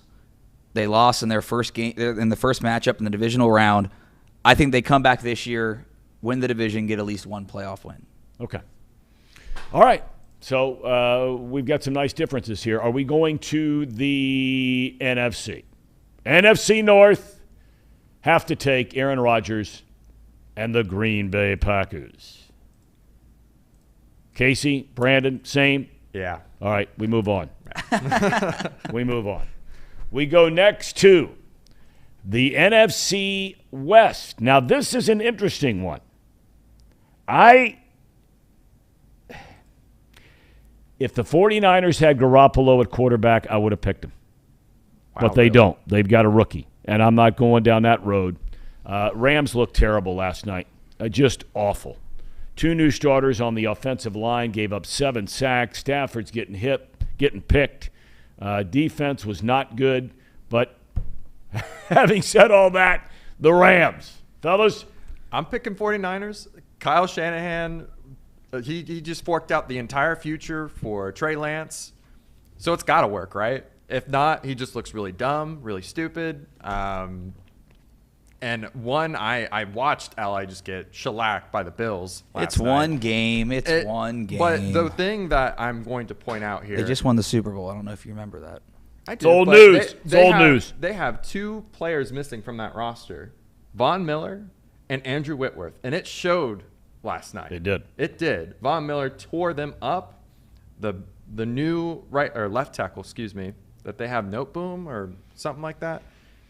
He looked bad against Von Miller. So I'm going 49ers. Not Nick a bad Bosa on pick. that D-line. I'm going with LA Rams like Thom is. I just think they're going to figure it out. They have too much talent to not win that division, but we'll see. That's right. We'll see. Okay, next up we go to the NFC East, or the NFC least. That's a brutal division. America's team. You know what? That's not a fair word. It's not a sexy division. It is a rugged – I did a ton of NFC East games back with Fox. And when those teams match up, they are great games to watch more times than not. But I'm going with the Cowboys. I don't want to go with the Cowboys. I think they're the most overhyped, overrated team, waiting for Dak Prescott to win a big game. But Dallas it is. Fellas? I'm going with the Eagles. Yeah, it's a good pick. Yeah, I think their defense is just going to be monstrous this year. Davis, the Georgia kid. Yep. I mean, I watched highlight clips of him this offseason. just bulldozing over people. I can see it in the Eagles' future. They're going to be bulldozing over everybody. Okay. I don't think yet. Going with the Cowboys as well, America's team. Oh. America's team, right? That's what they say. Did you ever say that on the air? I don't think so. They're not my team. They're America's team, apparently. America's team. That's a phenomenal stadium. It is awesome. That place is just incredible. All right. That takes us to the NFC South. Now, mentioning a moment ago about divisional games and how good they are when teams inside a division play one another, there is no division in football, and you can look this up statistically as far as what the point final numbers are in these games in the NFC South. They're phenomenal. Brady and the Buccaneers. Gents? The clean sweep. Yep. Can't bet against Tom Brady. Cannot do it. Tom Brady and the opens for Tampa Bay, opens the season against Dallas. We'll be getting to those picks a little bit later on. All right, what do we have left here? The wild card teams. Show these all at once just for each person, I believe. Okay, we start in for some reason, mine are first in the AFC. Baltimore, Chargers, Colts. Good ones. Pretty solid. Yeah. Good ones. Okay. Casey? I think mine are the Baltimore Ravens, Chiefs, and Chargers. Yeah. Okay, so you have three teams in the that you mentioned earlier in the AFC West going to the playoffs. I have the Chargers, the Ravens, and the Titans. Okay. NFC wildcard teams. Brandon? Cardinals, Panthers, Eagles. Panthers. So you're betting I'm betting on Baker, baby. Let's go. Baker Mayfield. Wow. He's out for blood. I tell you what's interesting. With all the people that said, that whatever they say about him, I hate when guys leave a place and then former teammates start ripping him. If you're going to rip him while he's there. Yep. Makes me crazy when guys do that stuff. Or they'll rip management after they've already left. If you don't like it, put your name to it and your words to it while you're there instead of actually waiting until you've shown the door or walked out the door. There have been some nice things said about Baker Mayfield, but a lot of things not so nice. And I'm not defending Baker Mayfield, but I do know he's a starter for the Panthers. They're playing the Browns this weekend, and he's been voted a team captain by the Carolina Panthers. Maybe every quarterback's a team captain, but he's a team captain. Okay, I go with the Casey. You go with this trio. Yep. Saints. Yeah, I think that's the sleeper for me. Famous Jameis. It's either Saints or the Lions, honestly, for me. But the Lions? Yeah, the Lions. Jared Goff. Yep. When you look at their roster from top to bottom, at least on offense, the only thing that they really have missing. Casey's new to football. We got to get him. We got to get him. Listen, Jared Goff went to the Super Bowl. As long as he's got the team around him, I know the Bengals were kind of like the poster child of a bad franchise makes the Super Bowl, turns around, but Goff is not Burrow, and the Lions will always be the Lions. I will say this: one of my favorite people I've ever been around in my life, from the bottom of my heart, was my broadcast partner for a number of years, Chris Spielman, former great Ohio State linebacker. He is now a big executive with the Lions. He has a fingerprint on a lot of what they're doing, including hiring Dan Campbell as a coach. So no one is rooting for the Lions more than me. I want them to do well. I want Chris Spielman to do well. My wild card picks in the NFC, the Philadelphia Eagles, the Arizona Cardinals. Ooh, I winced when I said it. And the New Orleans Saints. New head coach in New Orleans, Jameis Winston, is now their quarterback. All in on Winston. I've been around that kid a lot. A lot of people don't like him. He's had his issues. Who hasn't had their issues? I mean, at the end of the day, who hasn't had their issues and made their mistakes and done stupid shit when you're young or even when you're old or whatever it might be? But Winston cares. He wants to be a great player. Throws a lot of interceptions, but I think he's got a chance to have a pretty good year. All right, we go to the championship games. We're not walking through the playoffs round by round. we are going right to the championship games. Conference champions, our show has turned into a Homer show. It's the Homer Show. Hoo-day, baby. Hoo-day, baby. God. Let's Oh, go. my God. This is. Just say you believe. Is You it too believe late in to Burrow. cancel this show? Hear those well. hear those Bengals growling, mean and angry. Tom, come on and join us. Lean and hungry. Dun dun dun dun. Dun dun dun dun. And defensively, here, rough, tough. Cincinnati Bengals. That's the team we're gonna cheer to victory. Touchdown Bengals, put those points up on the board and win the game for Cincinnati. All right. Wow. Homer Show. Oh, my. We're going to rename the show, presented by UDF, the Homer Show, instead of Off the Bench. All right. When we come back, we're going to have Paul Fritzner to talk about his new show. We got here two on more Chat. picks. We got two Oh, more. I'm sorry. All right, go ahead. NFC. Go ahead. NFC. I'm sorry. NFC champions. This is Tom Brady and the Bucks. And I picked the 49ers. Good man. pick. Good pick. And I am going totally different. 3 different. Kyler and company. Let's go. You heard those words from Brian Billick just a few moments ago about this whole Kyler Murray thing. I'm telling you, I lived out there for a long time. He better be good from the start, or that whole thing is going to start up out there in Arizona. That's gone from a really homer market to now being such a big city where guys have come from this place and that place and the media and everything. He better be good early, because there was something to the whole language in that contract about how much he's preparing to get ready for games. I don't care what anybody says. Did we pick a Super Bowl winner? You ready for We it did. again? Oh, God. Cincinnati Bengals. That's the team we're going to cheer to victory. Touchdown Bengals. Put those points up on the board and win the game for Cincinnati. All We're right. back in a minute with Paul Fritzner. This is brutal. I know one thing. Ain't nobody does this better than us. Facts.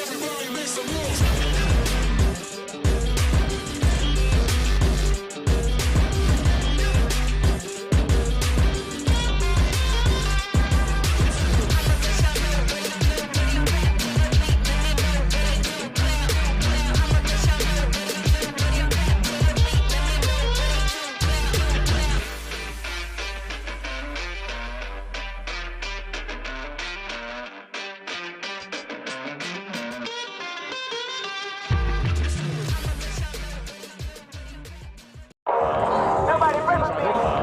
If it not there for me. The time is now. Football season is back here in the Queen City, and Week 1, St. X versus Lakota West. DJ Train here with Chatterbox. It's about to go down. It's our kickoff of our official tour.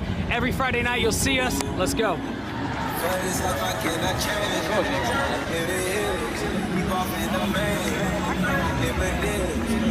It's on 3, 1, 2, 3. Let's go.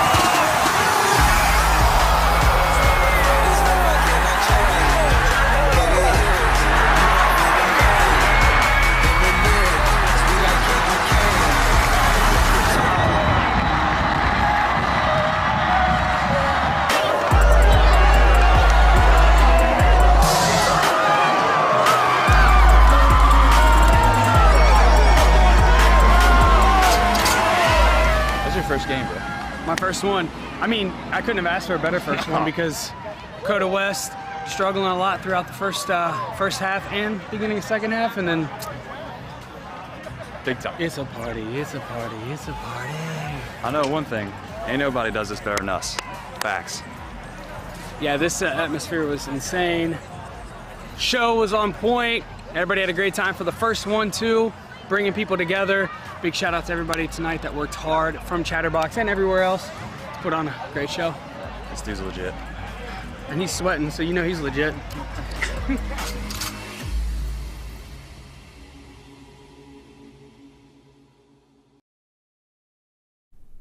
Our high school coverage gets going here tonight. What, you guys leaving that up here to prove it's a Homer show?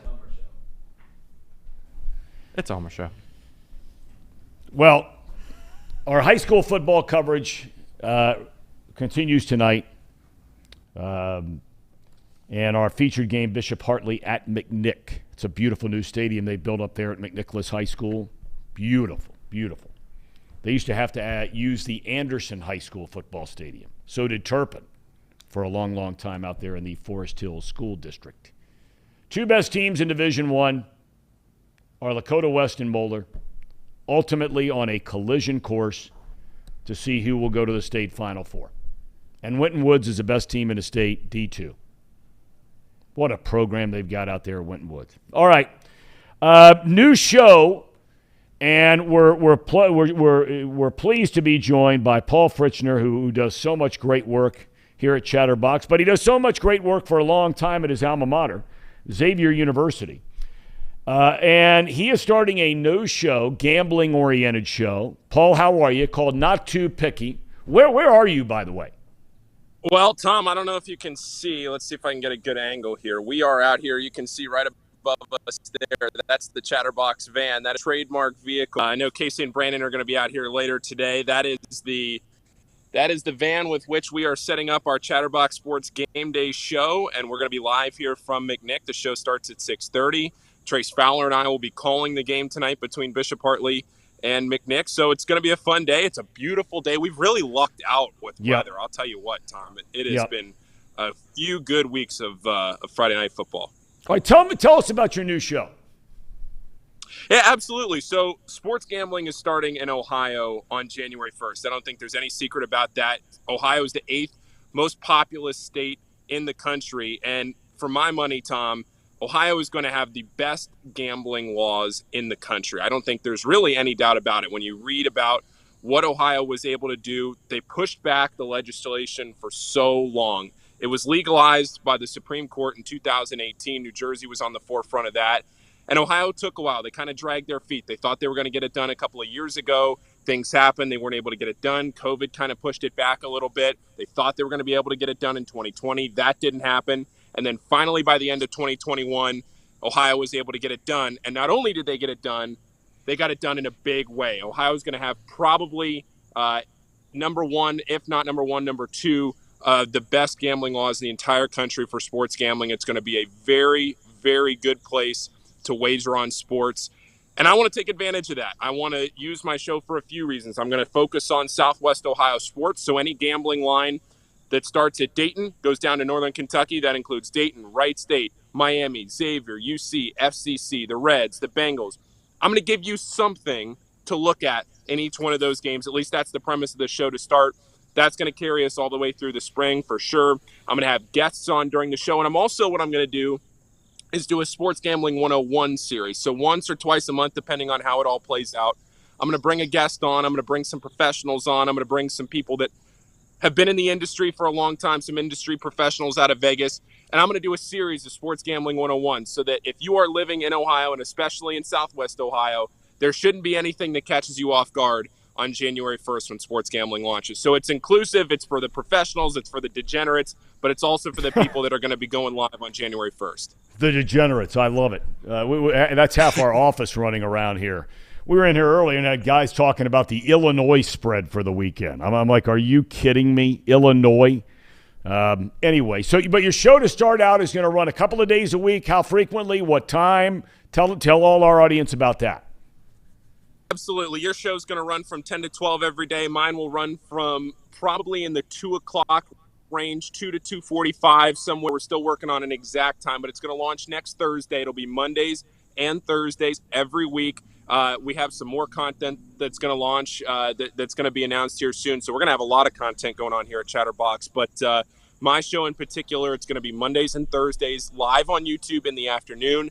And then just like your show, Thom, it's going to be available on Apple Podcasts, Spotify, Google, anywhere you get your podcast so that you can listen back later. The idea is you have Monday, you can recap the weekend, especially once you get into college basketball season. That's one of my best sports to be able to look at, and you get through those midweek games. Then you look at Thursday and you can look at the weekend lines. So that splits both. It's a happy medium, and it's going to start next Thursday, the 15th.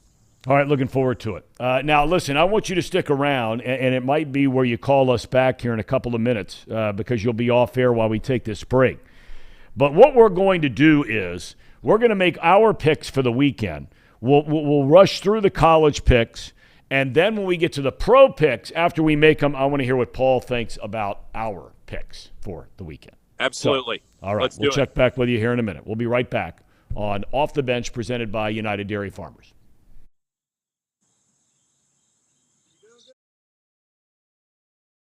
Nobody friends with me. If they not there for me. The time is now. Football season is back here in the Queen City, and Week 1, St. X versus Dakota West. DJ Train here with Chatterbox. It's about to go down. It's our kickoff of our official tour. Every Friday night you'll see us. Let's go.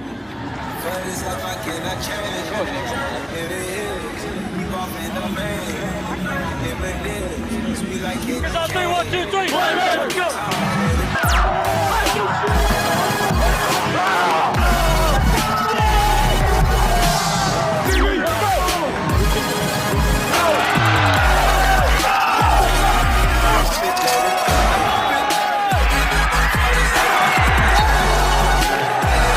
Keep fighting, man. I'm telling you, this game is going to come down to the first guy that says I've had enough. That's all it's going to say. One guy to say, you know what, I've had enough.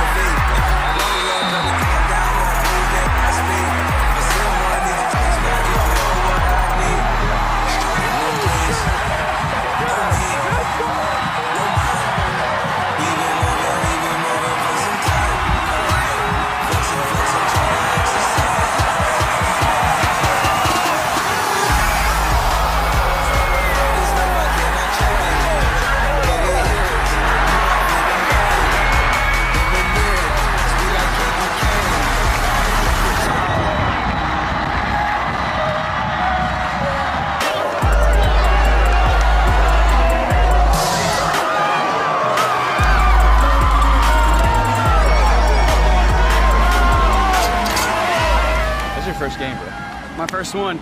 I mean, I couldn't have asked for a better first one because Dakota West struggling a lot throughout the first half and beginning of second half, and then big time. It's a party. It's a party. It's a party. I know one thing. Ain't nobody does this better than us. Facts. Yeah, this atmosphere was insane. Show was on point. Everybody had a great time for the first one too, bringing people together. Big shout out to everybody tonight that worked hard from Chatterbox and everywhere else to put on a great show. This dude's legit. And he's sweating, so you know he's legit.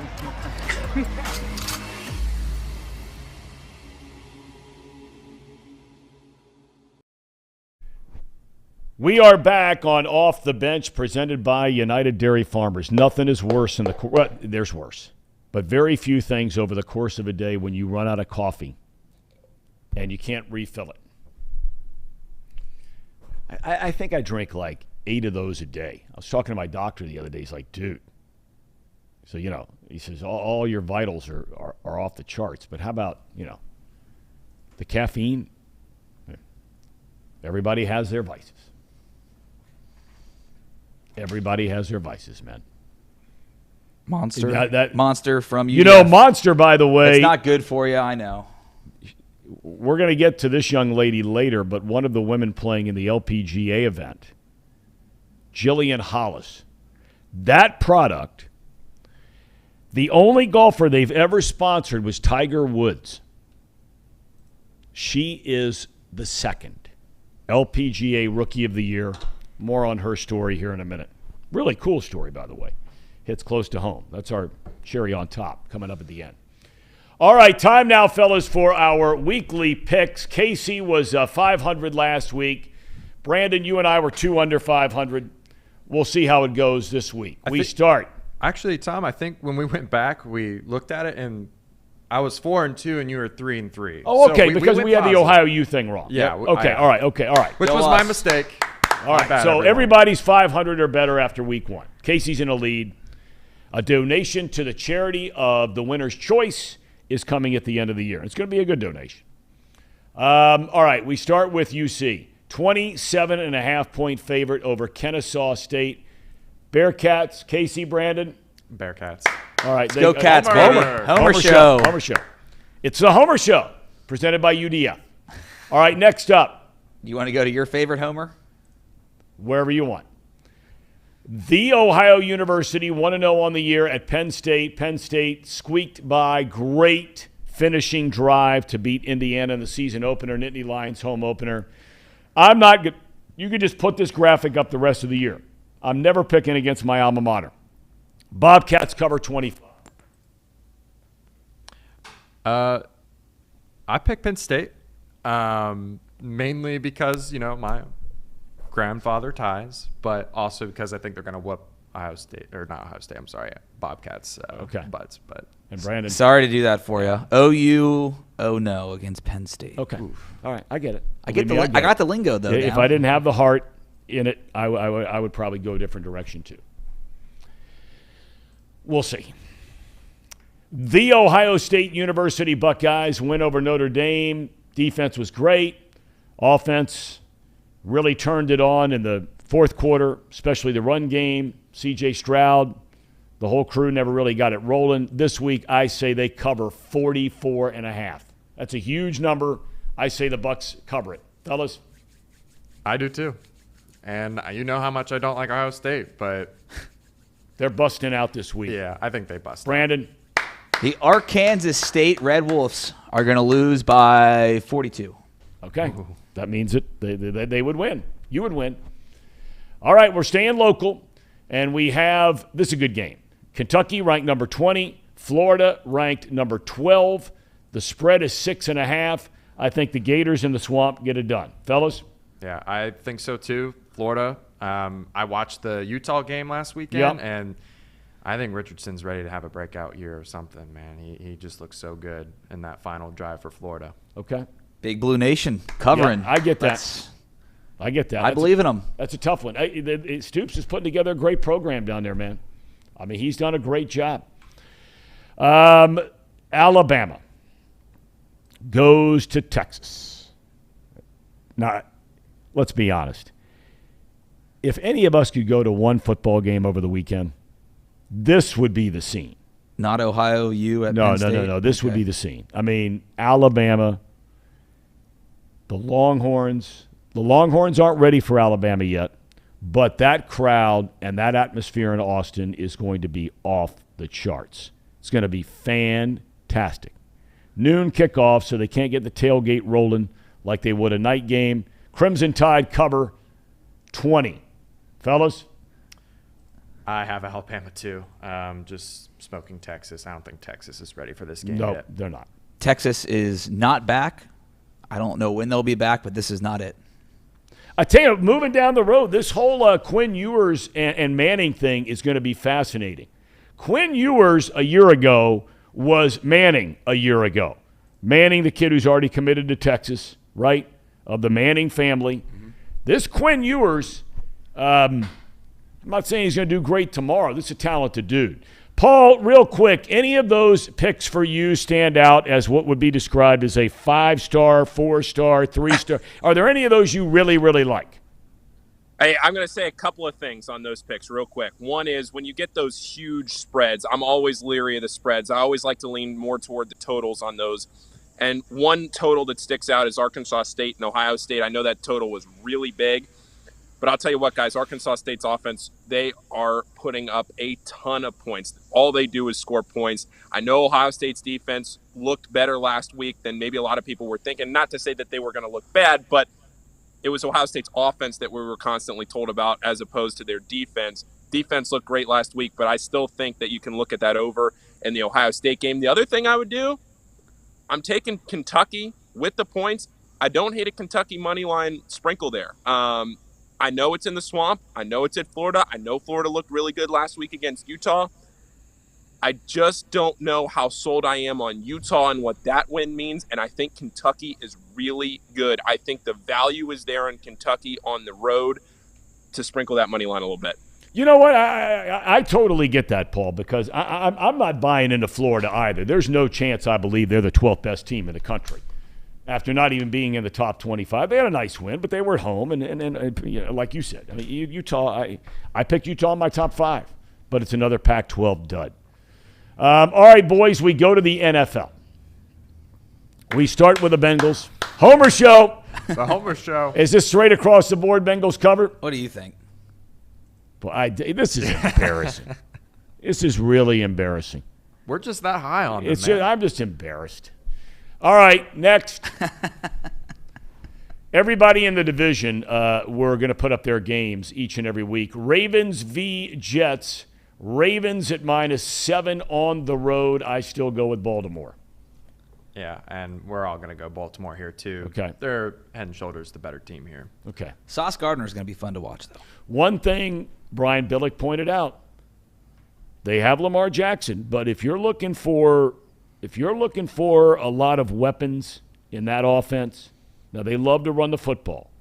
We saw that 2 years ago when they had all their backs healthy, and J.K. Dobbins, I hope he's healthy because what a great kid. I had a chance to meet him, and great player. Has a chance to be a great player. But their receivers, I don't know. All right. Next up, the Brownies. I have to believe they are – what's the spread on this game? It's pick 'em. It's a pick 'em game. Oh, pick 'em game. Okay, pick 'em. I'm taking the Brownies. I'm picking Carolina here. I believe Baker Mayfield. The Baker revenge game. Yep. Revenge game. You're not loving that. No, I got no problem with that. No problem with that whatsoever. Really, none. Right. You might love Mayfield or not like Mayfield. I love his fire and his passion and his toughness. Is he the best quarterback in the league? Obviously not. Is he top 15 in the league? 2 years ago he was. Last year he wasn't. But he is a gamer. Guy plays hurt. He's tough. Kansas City at Arizona. Kansas City a 6-point spread. Arizona Cardinals. I'm going Arizona too. I think they're a little underrated, and I think Kansas City is a little overrated. They might not win, but I think they're going to cover the spread here. 2 tutties from Good Travis enough. Kelce. They cover the spread. Good Win enough. by 7. Okay. All right. And last but not least, I think we're only doing one more game, right? We have Tampa Bay on the road, late afternoon game in going to the Big D, don't mean no Dallas. Tampa Bay, a road favorite at -2.5 across the board.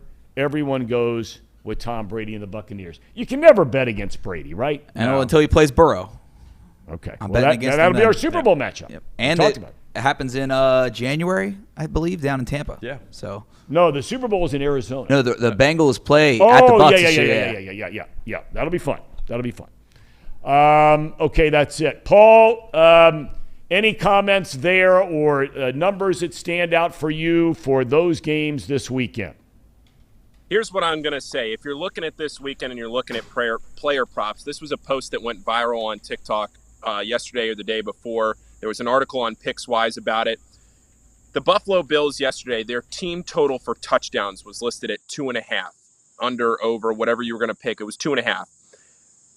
The Bills to score over 2.5 touchdowns was around -165, maybe 150 in that range, depending on where it closed. But the Bills kicker to make over 2.5 extra points was listed around +160. So you think to yourself, okay, that's probably the same value right? It's probably the same thing that you're betting, assuming that the Bills score 3 touchdowns, assuming that he doesn't miss an extra point. You're getting basically the same thing there for much, much different sliding scales of value. So if you're looking at player props this weekend, I know I'm not talking about the games that you guys just looked at, but for anybody listening that's trying to look at value, look at different books, look at different lines, and try to split those gaps, because there are discrepancies out there that you can find, and those are the kinds of things you got to look out for. Okay, that's good stuff. That's good stuff. Before I let you go, Paul, but if you had to bet, if you were forced to bet, on the Bengals covering 6.5 against the Steelers, what are you doing? A lot of the pros are saying that the I didn't ask the pros. I'm asking you.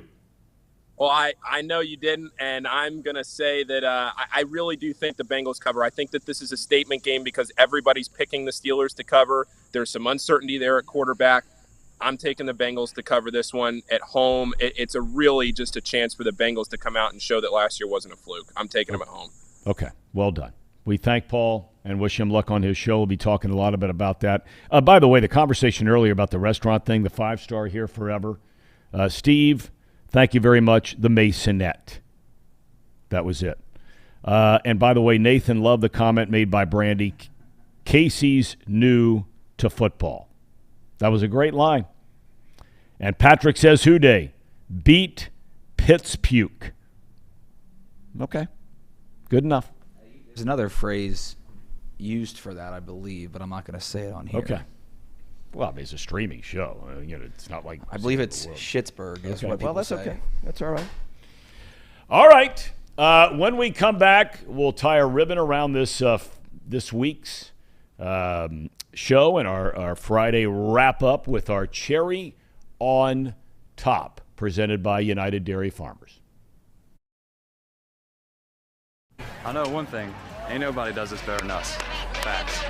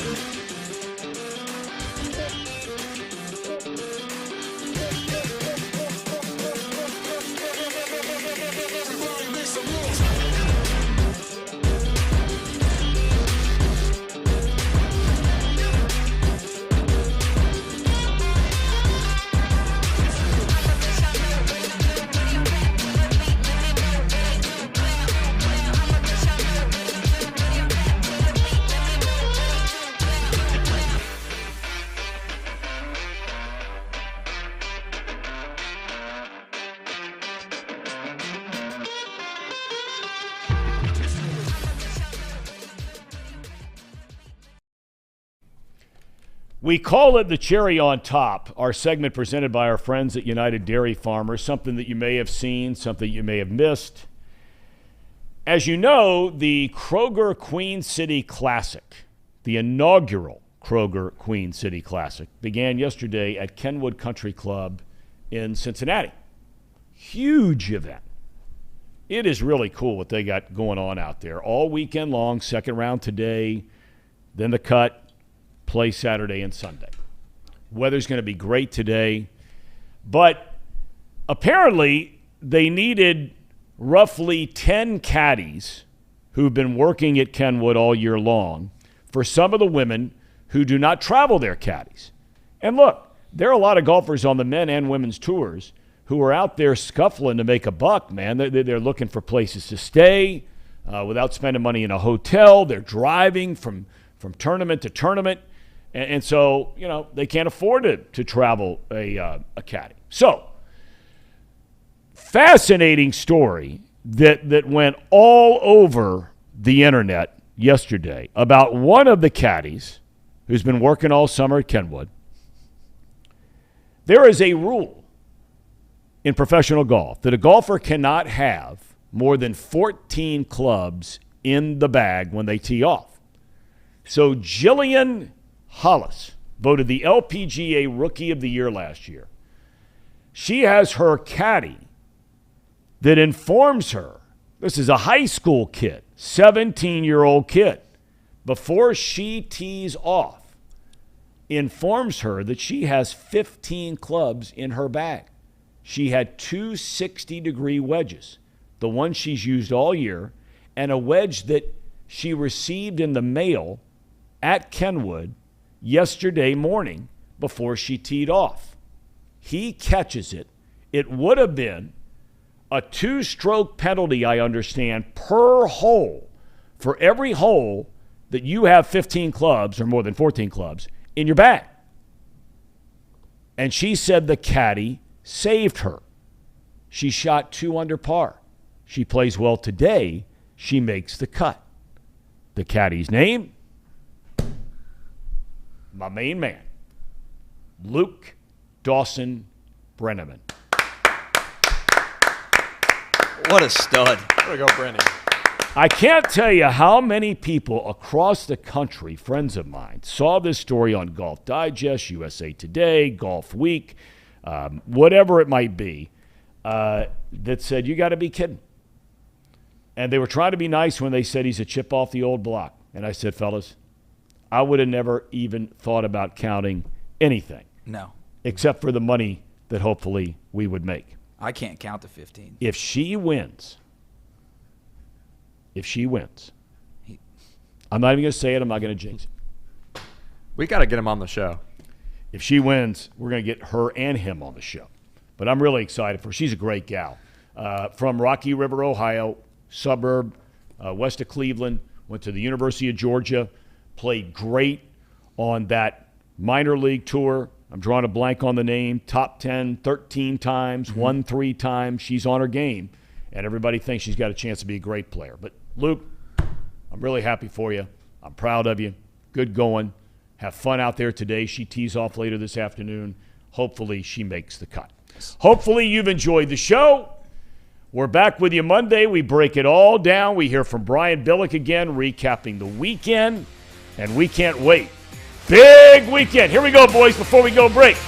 Cincinnati Bengals, that's the team we're going to cheer to victory. Touchdown Bengals, put some points up on the board and win the game for Cincinnati. See you next week.